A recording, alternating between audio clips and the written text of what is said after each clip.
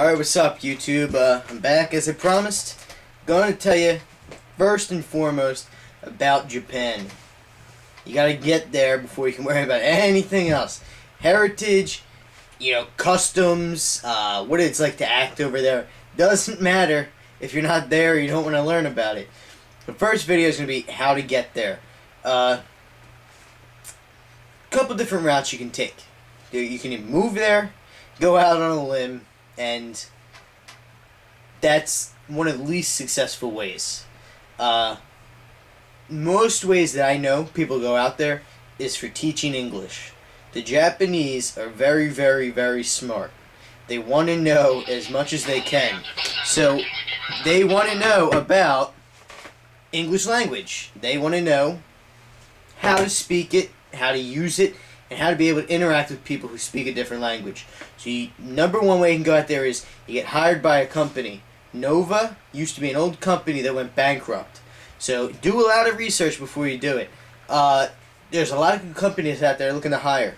Now, be prepared. They say they'll pay for your travel expenses and they pay for you to live there. But don't think you're going to go there and you're going to be living in some mansion. You're going to go there and the house is going to be a piece of shit. I'm not going to even lie to you. House is going to be a piece of shit. Other people on YouTube who are doing same kind of videos say, they pay for your house, expenses, car, everything, And I was like goo-goo-eyed over it. I was like, who wouldn't want to do this? But it provides a very, very small living space for about 3 people on average.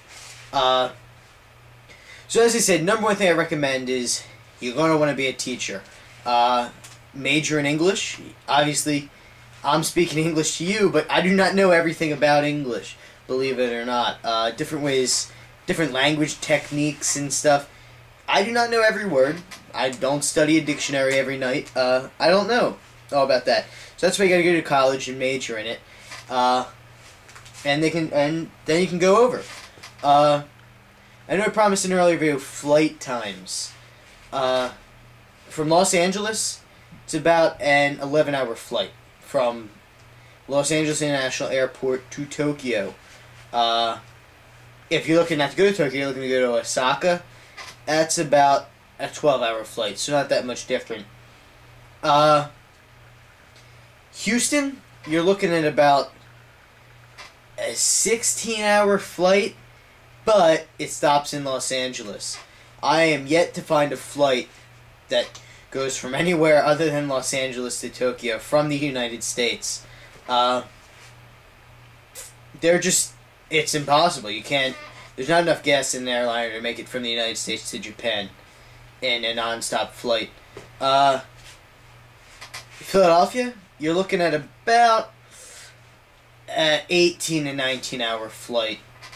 And that's in the air. If your flight begins at 6 o'clock, you leave at 6 o'clock, and it's going to be about 7 hours to Los Angeles, and then the other 11 in the air to Japan.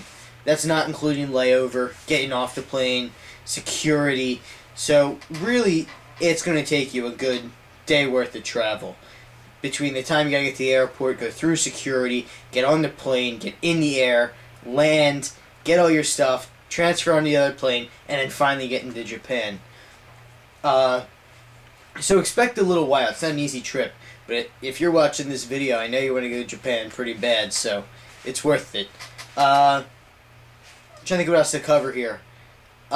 When you get into Japan for the first time, go through customs, obviously, but first and foremost, you're going to want a visa. You cannot get into the country for an extended stay without a work visa. They simply will not let you. You're not allowed to work in Japan without a work visa. You just can't. Any country, really, you cannot. So you're going to need a work visa. After the visa, you stay there for a little while, and you see how it is, right? Because it's not for everyone. Some people think they'll love it, but they really don't. And some people love it, think they'll love it, go there, and they love it and want to spend the rest of their lives there. Other than that, there's a 13-hour difference between Japan and the East Coast, and there's a 10-hour difference between Japan and the Pacific Coast, and then there's a 12-hour difference between Japan and Central. So, pretty half a day time difference. It's something to get used to, obviously. I mean, you're not going to go there and be ready, and some people go there and are ready. So, it depends on yourself. It's not something that you cannot get used to. You'll eventually get used to it. When you first move into Japan, bunch of stuff that's different, you know. The people, how they act to you, cars, everything. It's a whole lot different than the United States. For me having to state this in this video, I would have a lack. I would not have enough videos to provide for you guys. So I'm going to close this one here with telling you guys how to get a job over there, how to flight times. And I'm also going to leave in one more thing, but it's very, very big. If you're going to Japan and you do not have a job, or your job is not providing housing for you, there's something called a gaijin house. I'm not sure, I'm almost positive I'm saying that right, because I've listened to pronunciation by different people. But it's gaijin house. It's a house specifically for immigrants. People coming from different countries looking for work there. It's people who speak English, will help you find different things, and will also help you learn Japanese. One major thing that, unfortunately, I do not know how to speak Japanese. I only speak English and part of Spanish, but I failed that in high school, so not so good at that.